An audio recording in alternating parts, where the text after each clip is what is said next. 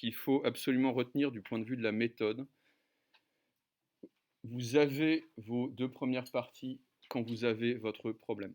C'est-à-dire que l'axe que vous allez donner à vos deux premières parties peuvent reprendre l'alternative du problème sous forme interrogative et développée, évidemment, sous forme problématisée et développée. En gros, ce qui va poser problème, c'est précisément la résolution du problème. Ce qui va poser une difficulté particulière, c'est la troisième partie qui doit trancher par rapport aux deux précédentes. Et pour ça, d'une certaine manière, faut avoir en tête ce que vous voulez vraiment dire sur tel ou tel sujet. Donc, voilà, le plan que je vous propose pour ce cours, c'est grand 1. Dans un premier temps, nous demanderons si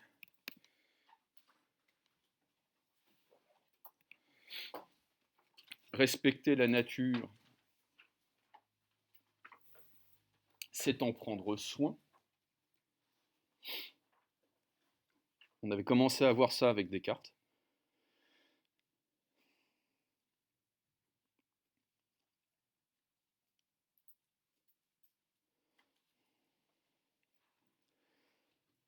Puis nous nous demanderons si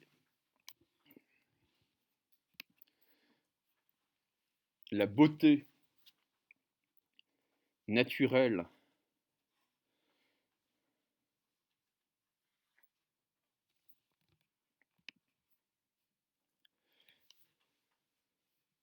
peut fonder en nous le sentiment du respect.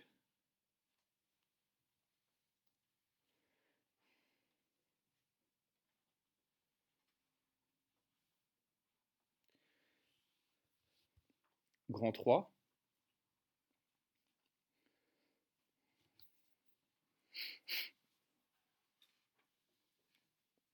Nous nous demanderons si nous pouvons et nous devons traiter la nature comme une personne morale.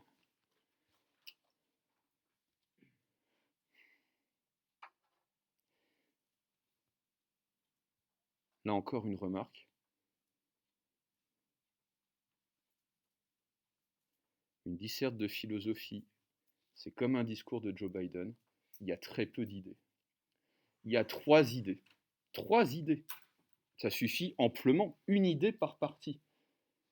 Pas plus.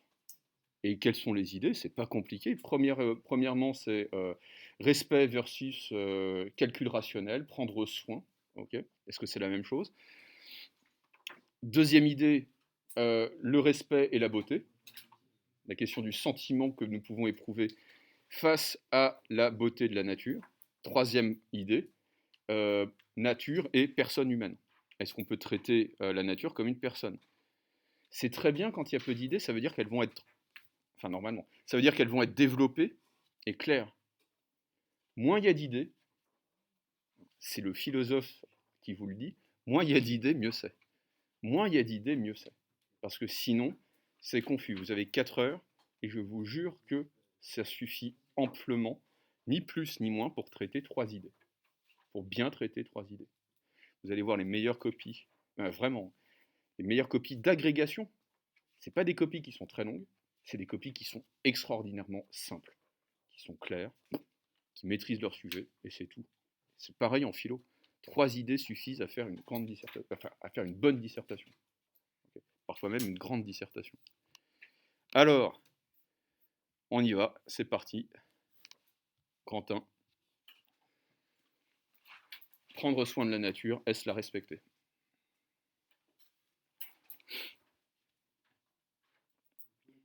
Grand 1. Prendre soin de la nature, est-ce la respecter?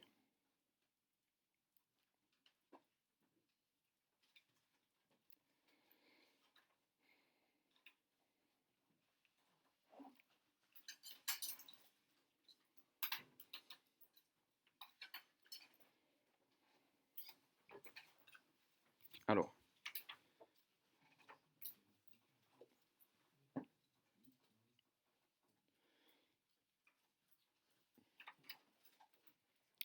nous pouvons distinguer l'effet et l'intention d'une action.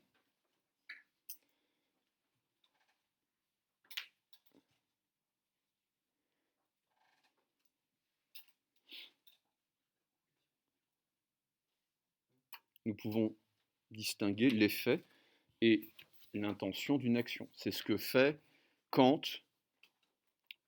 dans la fondation de la métaphysique des mœurs.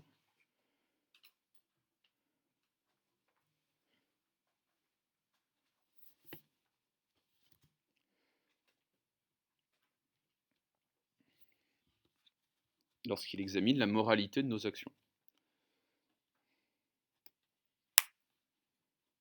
Oui. De l'intention d'une action. Oui. Non, l'effet, L''E2FET, comme au tennis. Nous pouvons donc distinguer l'effet de l'intention d'une action, et c'est ce que va faire Kant dans la fondation de la métaphysique des mœurs, lorsqu'il examine, lorsqu'il analyse la question de la moralité de nos actions.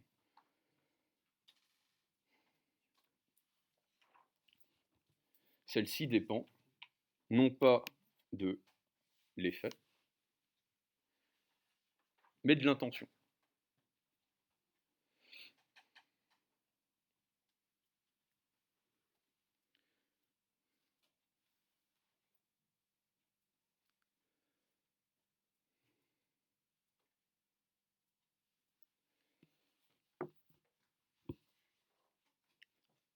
Et on avait vu cet exemple, donc je le reprends. On peut s'interdire de mentir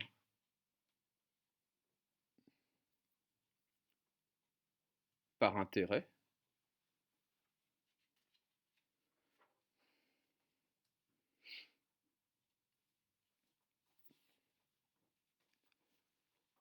c'est tout autre chose que de se l'interdire par devoir, par morale, par sens moral, sens d'une obligation, autrement dit par respect pour la loi morale.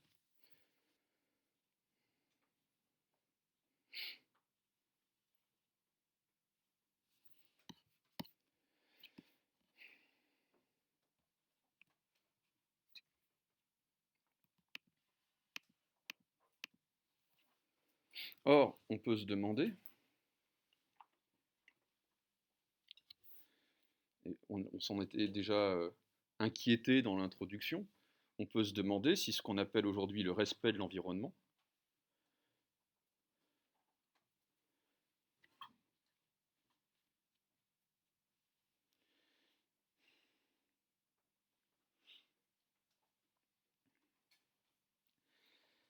n'a pas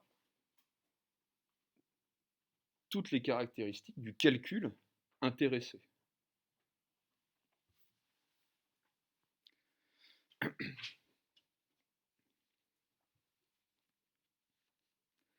tout d'abord, la notion d'environnement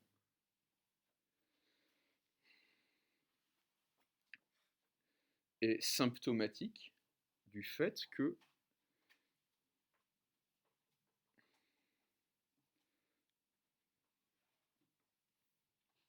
le rapport à la nature est anthropocentré, c'est-à-dire centré sur l'homme, centré sur ses intérêts. J'en avais déjà un petit peu parlé. Oui. Centré sur l'anthropos, c'est-à-dire sur l'homme. Anthropos, c'est être humain, chez les Grecs, en grec. Alors, en effet,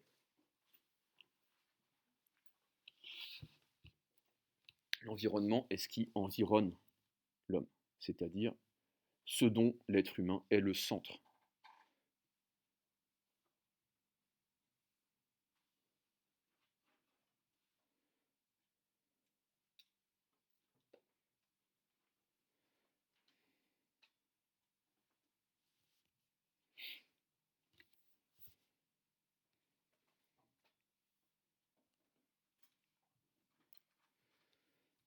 Ce qu'on pouvait déjà voir dans la notion de milieu naturel.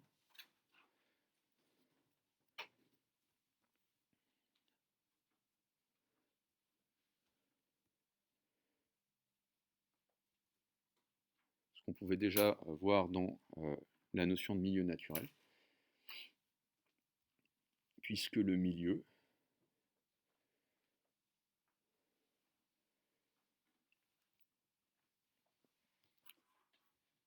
depuis le 19e siècle, en biologie, ne désigne plus un centre, mais un espace.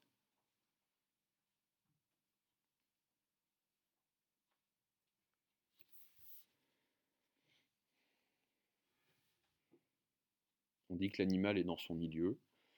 Donc, dans son milieu, ça ne veut rien dire si le milieu est un centre, si vous voulez. Et on parle, par exemple, du milieu intérieur pour parler du système digestif. On voit ça, par exemple, chez un médecin et un philosophe des sciences qui s'appelle Claude Bernard. Donc, en fait, le milieu n'est plus un centre depuis le 19e siècle. Avec l'environnement, au moins, avec la notion d'environnement, au moins les choses sont claires, c'est l'être humain qui est au centre de l'environnement.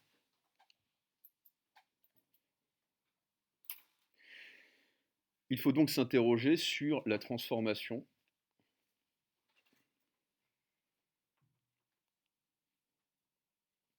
du concept de nature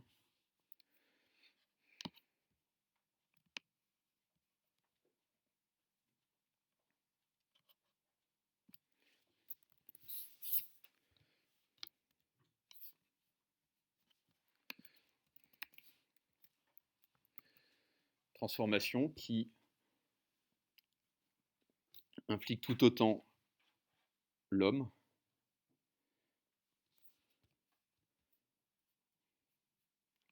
que la nature. Alors c'est ce que va faire un philosophe qui s'appelle Martin Heidegger,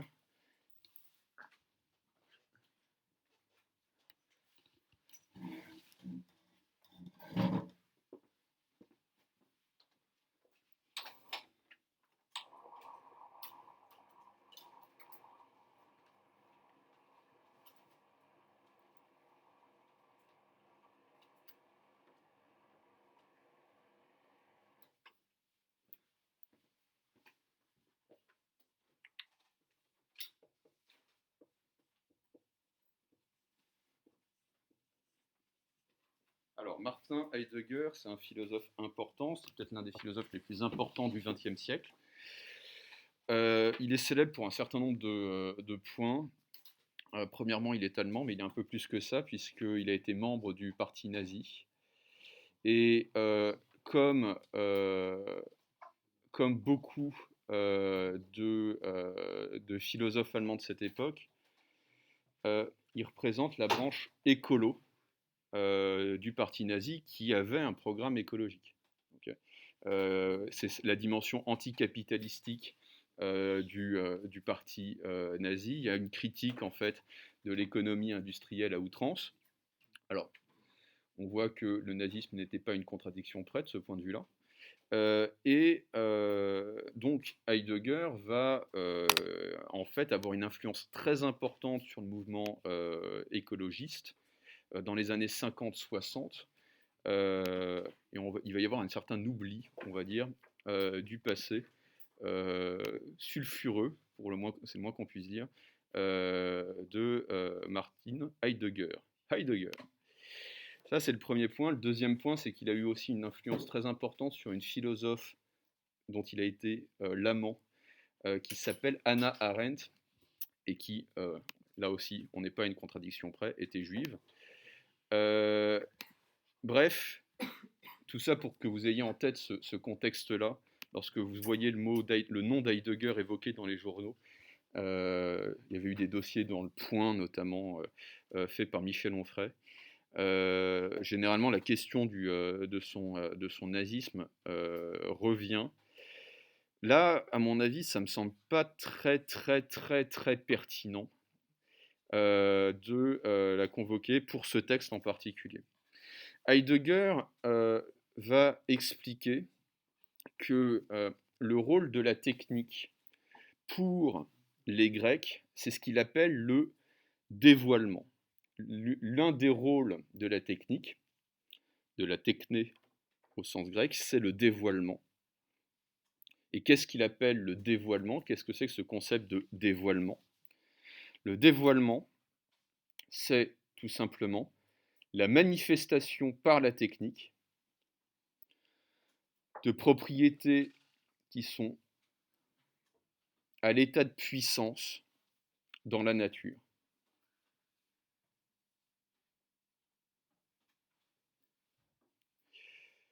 Le dévoilement, c'est cette pratique qui a cours dans la technique, mais qui a aussi cours, par exemple, dans la philosophie, qui va consister à dévoiler, à révéler, pardon, à manifester des propriétés qui sont à l'état de puissance dans la nature. Je vais prendre un exemple qui est très simple. Le travail technique du paysan, de l'agriculteur, comme on dit aujourd'hui, ça va consister à dévoiler en fait les propriétés naturelles de la terre par son travail, par sa pratique.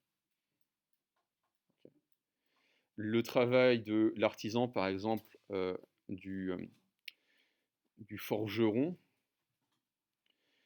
ça va être de travailler la propriété, je ne sais pas moi, de l'argent par exemple, pour lui donner une forme qui sera une coupe. Et donc, le paysan comme l'artisan vont dévoiler des propriétés qui ne sont qu'à l'état de puissance dans la nature. Est-ce que ça va pour tout le monde? Ça va? Ok. Alors,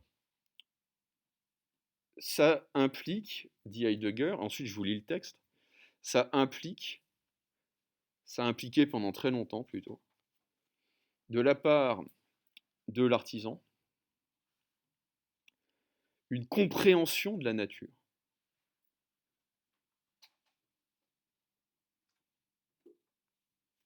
Dans l'artisanat traditionnel, vous ne pouvez pas faire n'importe quoi avec la nature. Vous devez en comprendre le mouvement, la dynamique, pour pouvoir utiliser,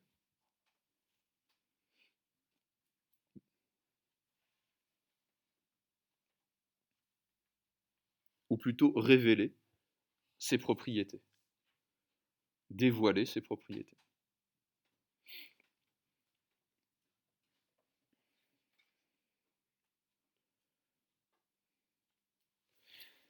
Tout cela va changer avec la modernité, et en particulier avec la transformation de l'espace mental occidental au XVIIe siècle. On l'a vu en particulier avec Descartes.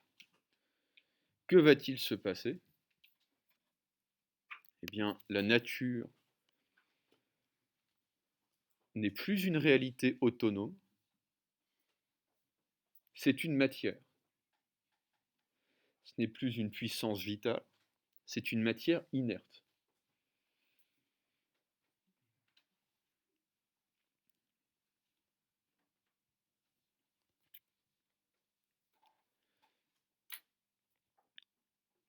Qui va faire l'objet d'un calcul rationnel.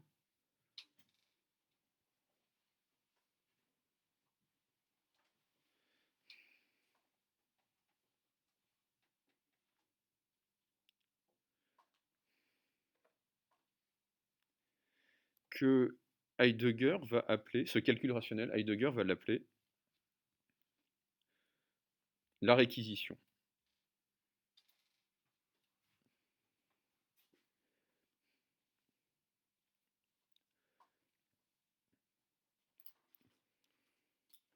Je ne veux pas faire du racisme anti-nazi primaire, mais là aussi, réquisition, ça a un sens assez particulier dans ce contexte. Ok. On va lire le texte. J'ai pas trouvé de meilleure traduction que ça. Et l'allemand n'est pas une langue facile. C'est le moins qu'on puisse dire. Je vais m'arrêter systématiquement quand je sens que on dirait, enfin littéralement, on dirait du grec ancien, traduit dans l'allemand, puis traduit dans du français, si vous voulez. C'est technique. Le dévoilement, cependant, qui régit la technique moderne ne se déploie pas en une production au sens de la poiesis, c'est-à-dire à la manière dont les anciens produisaient des objets par la technique. Le dévoilement qui régit la technique moderne est une provocation par laquelle la nature est mise en demeure de livrer une énergie qui puisse comme telle être extraite et accumulée. Mais ne peut-on en dire autant du vieux moulin à vent, autrement dit de l'objet technique de l'ancien temps?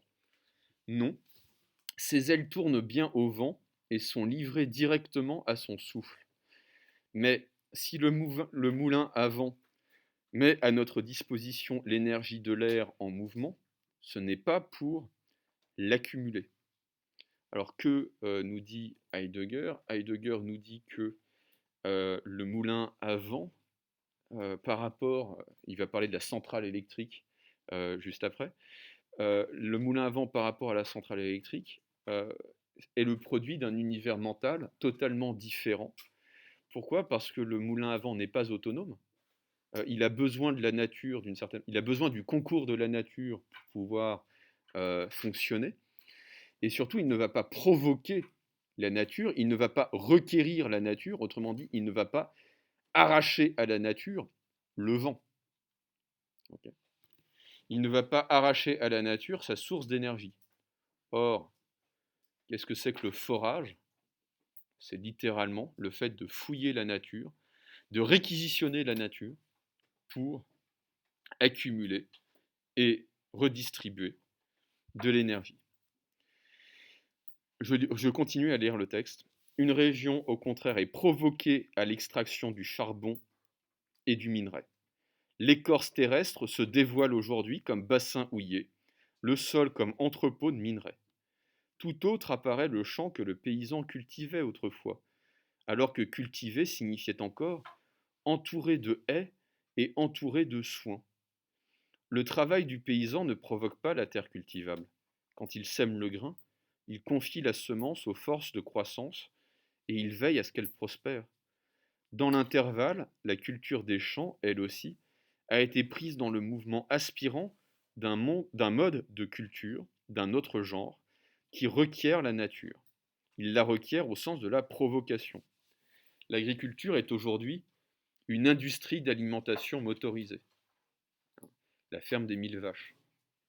L'air est requis pour la fourniture d'azote, le sol pour celle du minerai, le minerai par exemple pour celle d'uranium, celui-ci pour celle d'énergie atomique, laquelle peut être libérée pour des fins de destruction ou pour une utilisation pacifique. On voit bien la différence entre ici la technique traditionnelle et la technique moderne, c'est que la nature à laquelle on a affaire n'est plus du tout la même. Dans le cas de la technique traditionnelle, la nature est une force autonome dont on dépend et qu'on accompagne, qu'on ne fait qu'accompagner en fait.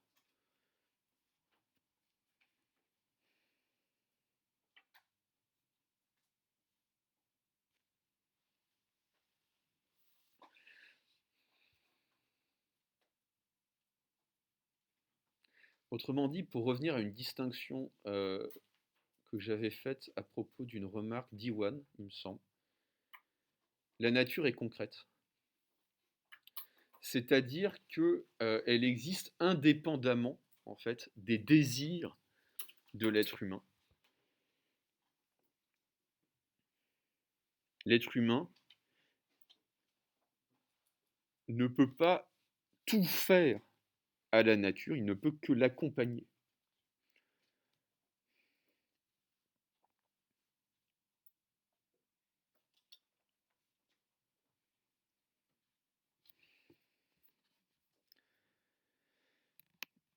Or, il n'en va pas de même,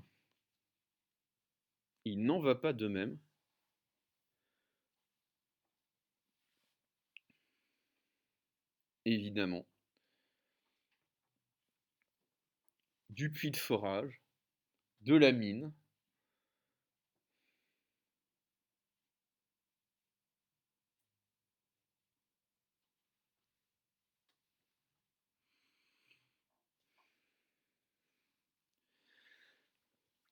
qui va soumettre la Terre à une réquisition. On pourrait dire à un interrogatoire aussi.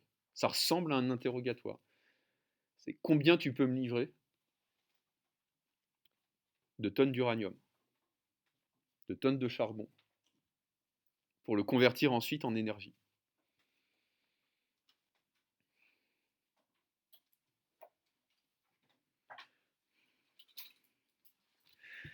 Et à ce moment-là, la nature n'existe plus que comme une abstraction. C'est-à-dire comme un ensemble de propriétés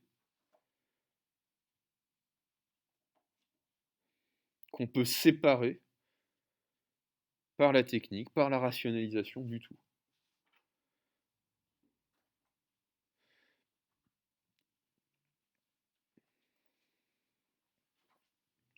Autrement dit, de la même manière qu'on va extraire physiquement le charbon ou l'uranium de la Terre, on va abstraire de la nature des propriétés.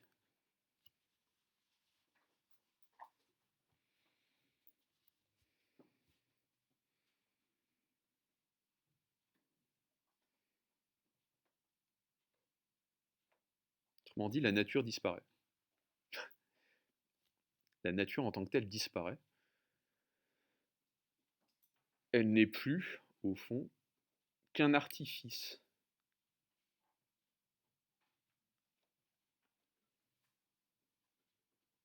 Un artifice où l'être humain ne va pas retrouver une altérité, mais toujours lui-même. Une remarque, c'est bien les forêts, c'est naturel les forêts. Pourquoi est-ce qu'il y a des forêts en France et pourquoi est-ce qu'il y a autant de forêts en France? Est-ce que vous le savez ça? Ça date du XVIIe siècle, et en particulier de la fin du XVIIe siècle. Ça date du règne de Louis XIV. À votre avis, pourquoi? Ouais, non, pas pour la chasse. Non, non, c'était pas pour ça. À quoi ça sert le bois? Des meufs, vous êtes sympas, c'est pas comme ça qu'on devient une puissance. Faire du feu. Là aussi, vous êtes bien gentil, mais je vous confierai pas les clés du royaume. Ouais, et quel genre d'arme?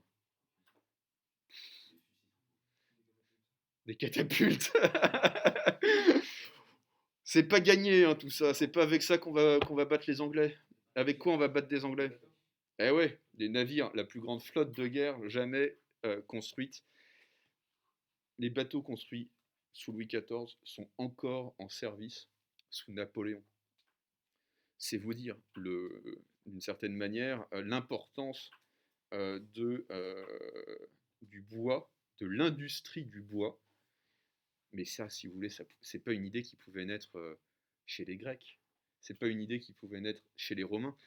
Quelle espèce de taré va se dire, on va planter des forêts pour faire des navires de guerre. Autrement dit, on va traiter la nature vraiment comme un artefact, comme un objet technique, comme une ressource qui va nous permettre de faire la guerre sur les océans, c'est-à-dire, au fond, sur le seul endroit qui compte véritablement pour conquérir le monde. Vous voyez bien, en fait, la transformation, euh, c'est plus qu'un univers mental, là. C'est la transformation du monde qui se joue à cette époque-là. Ce qu'on considère, nous, comme naturel, les forêts, c'est purement artificiel. Et j'en parle aujourd'hui parce que l'industrie du bois repart comme c'est pas permis, c'est un enjeu financier absolument gigantesque aujourd'hui. Encore peut-être davantage que l'acier, parce que le bois redevient maintenant un outil, un matériau pardon, de construction absolument essentiel. Je poursuis la lecture du texte. Alors, où est-ce que j'en étais? La centrale électrique est mise en place sur le Rhin. Elle le somme de livrer sa pression hydraulique qui somme à son tour les turbines de tournée. Ce mouvement fait tourner la machine dont le mécanisme produit le courant électrique pour lequel la centrale régionale et son réseau sont commis aux fins de transmission. Dans le domaine de ces conséquences s'enchaînant l'une l'autre à partir de la mise en place de l'énergie électrique, le fleuve du Rhin apparaît lui aussi comme quelque chose de commis, c'est-à-dire comme quelque chose de réquisitionné. La centrale n'est pas construite dans le courant du Rhin comme le vieux pont de bois qui depuis des siècles unit une rive à l'autre. C'est bien plutôt le fleuve qui est muré dans la centrale. Autrement dit, c'est cette transformation du monde qui est en jeu. La nature, d'une certaine manière, est enfermée dans la technique, alors que la technique se superposait à la nature dans les temps anciens. C'est bien plutôt le fleuve donc qui est muré dans la centrale, ce qu'il est aujourd'hui comme fleuve, à savoir fournisseur de pression hydraulique, il l'est de par l'essence de la centrale. Afin de voir et de mesurer, ne fût-ce que de loin, l'élément monstrueux qui domine ici, arrêtons-nous un instant sur l'opposition qui apparaît entre les deux intitulés, le Rhin, muré dans l'usine d'énergie, et le Rhin, titre de cette œuvre d'art qui est un hymne d'Hölderlin. Mais le Rhin, donc c'est plus le même Rhin en fait. Autrement, la scène des poètes par exemple, et la scène de la centrale nucléaire, c'est plus la même scène. Mais le Rhin, répondra-t-on, demeure de toute façon le fleuve du paysage. Ah oui, le Rhin reste le Rhin. Soit, mais comment le demeure-t-il aujourd'hui? Pas autrement que comme un objet pour lequel on passe une commande, l'objet d'une visite organisée par une agence de voyage, laquelle a constitué, là-bas, une industrie de vacances. Alors ça, c'est très intéressant. On pourrait objecter, c'est l'objection qu'Heidegger va se faire, que le réel reste le réel. Autrement dit, ce n'est pas parce que notre rapport au monde change que le monde change, que le réel change. Ça, vous pouvez le noter. On pourrait, et Heidegger va se faire cette objection, on pourrait objecter à Heidegger que la nature, au fond, reste telle qu'elle est, et que ce n'est pas parce que notre rapport à la nature a changé que la nature a changé.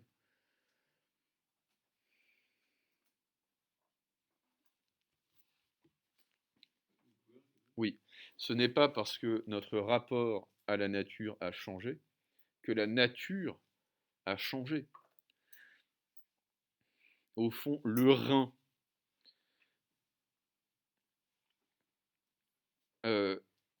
comme instrument de transport des marchandises, instrument de production d'électricité,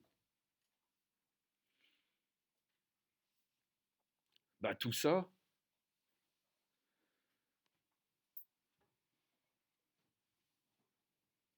ce n'est rien. C'est-à-dire que le Rhin reste le Rhin, quel que soit notre rapport à lui. Or, Heidegger va dire, mais non, non, non, non. Pourquoi? Parce que se passe-t-il aujourd'hui, dit Heidegger? Alors, bon, je suis pas certain que... Enfin, ça aurait été marrant qu'Heidegger découvre Instagram. Euh, Aujourd'hui, que faisons-nous des paysages naturels? On en fait le produit d'une industrie de vacances. On en fait une machine à carte postale.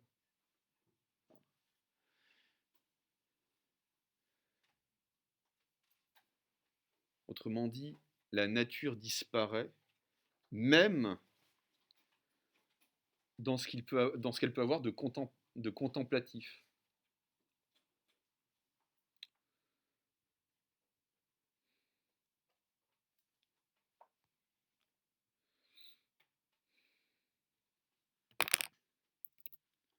Je veux ma photo no filter au large des îles des Cyclades en Grèce pour mes vacances. je veux me prendre en photo devant un éléphant au Kenya, etc., etc. Notre rapport à la nature aujourd'hui, c'est celui, dit Heidegger, et on est en 53, hein. On n'est pas, justement, on n'est pas à l'époque où n'importe qui peut prendre l'avion pour se retrouver à, à Jakarta ou au fin fond de la jungle malaisienne. On est à une époque où le tourisme est encore l'affaire d'une élite, où on voyage encore. On ne fait plus du tout, enfin, on ne fait pas encore que du tourisme. Mais on y vient, dit Heidegger. Et comme il avait raison. Est-ce que ça va, ça? Alors, est-ce que je reviens sur Descartes? Non, ça va. Il me semble qu'on en avait suffisamment parlé.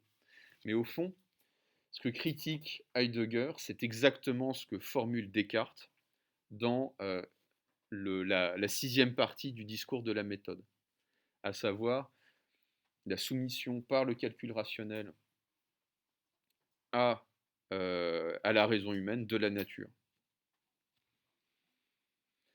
et la disparition aussi de notre propre nature par la technique médicale. Ava? Alors, autre question donc. On comprend que prendre soin de la nature, prendre soin de la nature est une expression qui est vide de sens. C'est une expression qui est vide de sens, tant qu'on ne détermine pas le concept de nature dont elle dépend.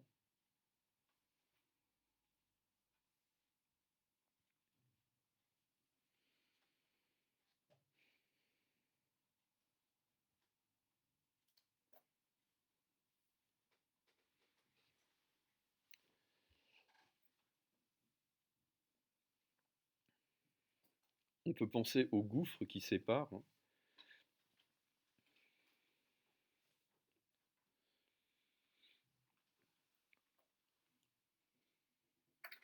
euh, le rapport que les Grecs entretiennent à la nature, tel qu'on peut le voir dans l'Odyssée par exemple, comme une puissance qui peut les écraser à tout moment, qu'il faut vénérer, par laquelle parlent les dieux. Donc il y a une sorte de religion de la nature, hein,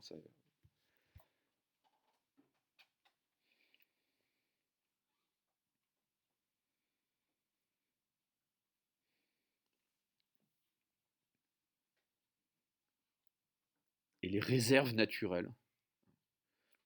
Le terme de réserve naturelle est terrible, en fait, parce qu'il est révélateur. Les réserves naturelles, euh, que sont les grands parcs aux États-Unis. Yellowstone, Yosemite, etc., etc.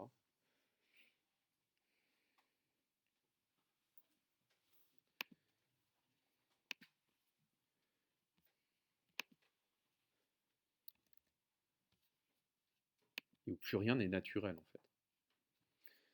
Est-ce que ça va pour tout le monde? Est-ce qu'on est d'accord avec ça plus ou moins? Parce que ce que formule Heidegger, c'est finalement des idées qui vont infuser la pensée écologiste depuis les années 50. Le, En gros, le début de la pensée écolo, c'est les années 1930. Mais véritablement, la naissance du mouvement écologique en tant que force politique en Europe, c'est les années 60, 70. Alors,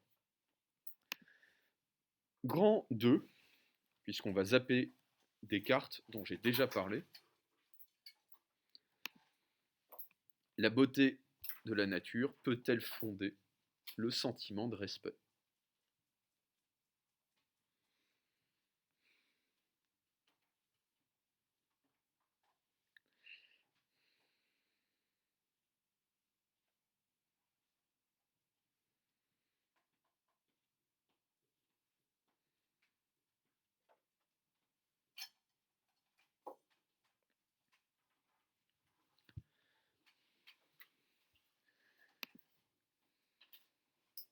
Alors, on peut commencer par se demander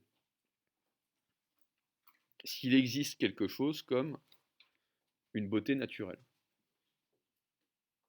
Est-ce que ça existe réellement? Ou est-ce que c'est une fiction produite par l'art?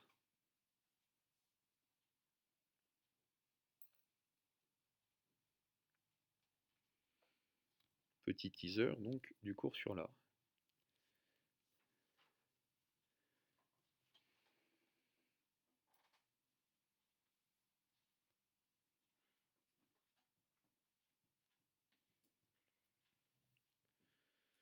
Autrement dit, ce que nous voyons, ce que nous croyons voir comme une beauté naturelle n'est-il pas la projection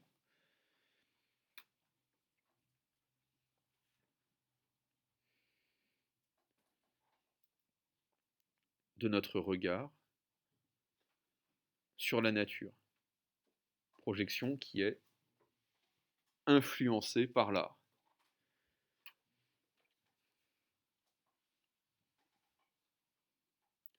Alors, c'est une question qu'Oscar Wilde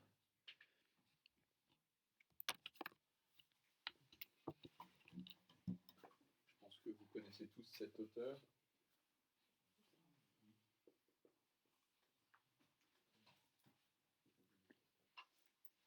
Et si vous ne le connaissez pas, il faut au moins lire L'importance d'être constant, qui est vraiment une pièce de théâtre, mais à mourir de rire, c'est le summum de l'humour anglais.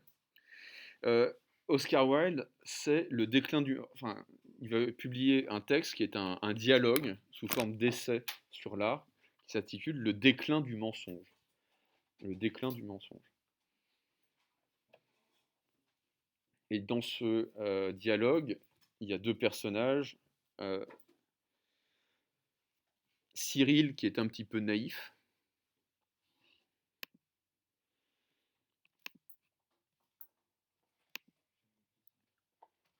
et Vivien, ou Vivienne, avec un A en anglais, qui représente plutôt le point de vue d'Oscar Wilde sur l'art,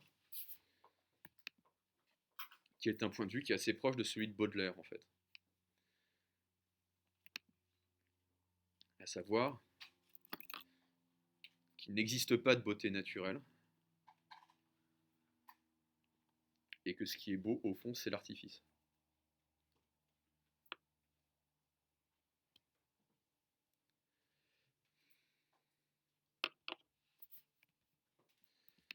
Alors, je lis ce dialogue qui va parler de lui-même, c'est très clair. Cyril, la nature imite alors le peintre paysagiste et s'inspire de lui pour en tirer ses effets? Point d'interrogation. Vivien, certainement. D'où viennent, si ce n'est des impressionnistes, ces magnifiques brouillards bruns qui se faufilent dans nos rues, estompent les lampes à gaz et transforment les maisons en ombres monstrueuses? À qui, sinon à eux et à leurs maîtres, devons-nous les belles brumes argentées qui couvent sur notre fleuve et se transforment en formes pâles de ponts courbés et de barges qui se balancent sur les flots avec grâce? Le changement extraordinaire qui a eu lieu dans le climat londonien au cours des 10 dernières années est entièrement dû à cette école d'art particulière. Vous souriez. Considérez la question d'un point de vue scientifique ou métaphysique et vous verrez que j'ai raison. Car qu'est-ce que la nature? La nature n'est pas une grande mère qui nous a donné le jour. Elle est notre création. C'est dans notre cerveau qu'elle s'anime. Les choses sont parce que nous les voyons. Et ce que nous voyons, et comment nous le voyons, dépend des arts qui nous ont influencés.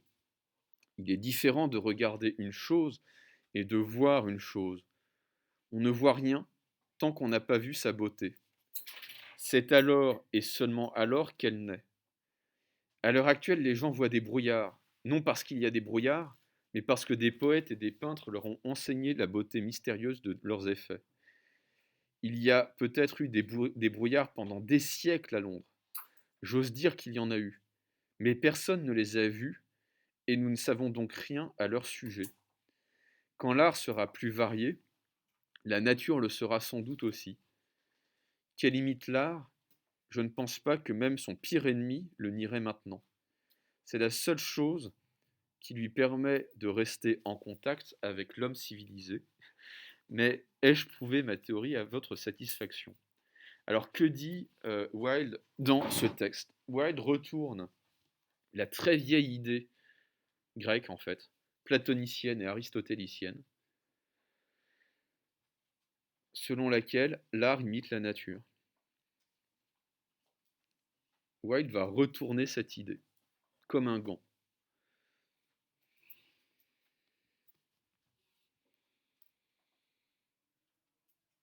Ce n'est pas l'art qui imite la nature.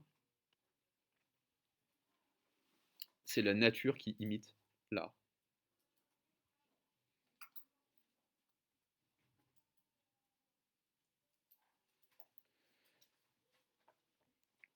Et comment? Tout simplement en éduquant le regard que nous allons porter sur les paysages. Les paysages qui ne sont plus que des décors.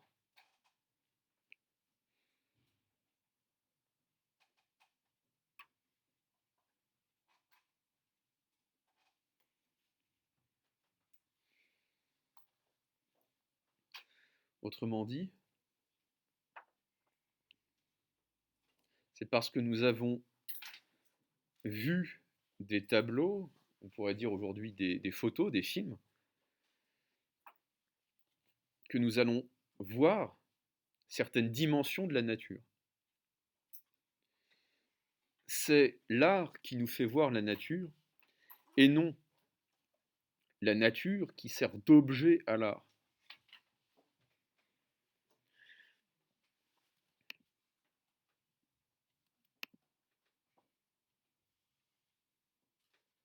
Ouais.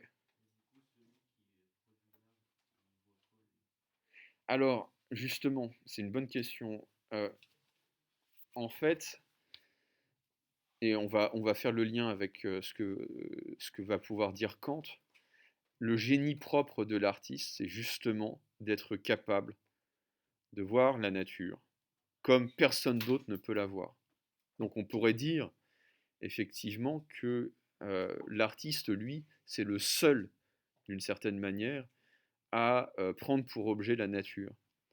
Mais ce que nous appelons nature, c'est-à-dire le concept commun de nature, notre rapport à la nature n'est pas direct, il est toujours médiatisé, d'après Oscar Wilde, par des œuvres d'art. Okay. Il y a... oui. Du coup, le rôle de l'artiste, en fait, c'est de montrer aux gens normaux à quoi ressemble la nature.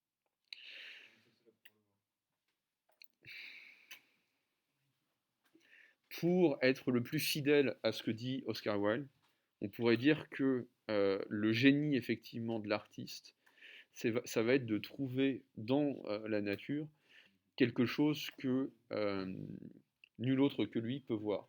Mais, il va dire aussi, il y a des effets de mode à partir du moment où Turner va se mettre à peindre des brouillards, tout le monde va se mettre à peindre des brouillards et tout le monde va parler du brouillard londonien, du London Fog. Okay.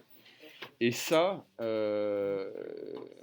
c'est le problème entre le génie et ses imitateurs. Je vais y revenir tout à l'heure. Je vous souhaite une bonne journée. Et non, on se voit tout à l'heure. À tout à l'heure.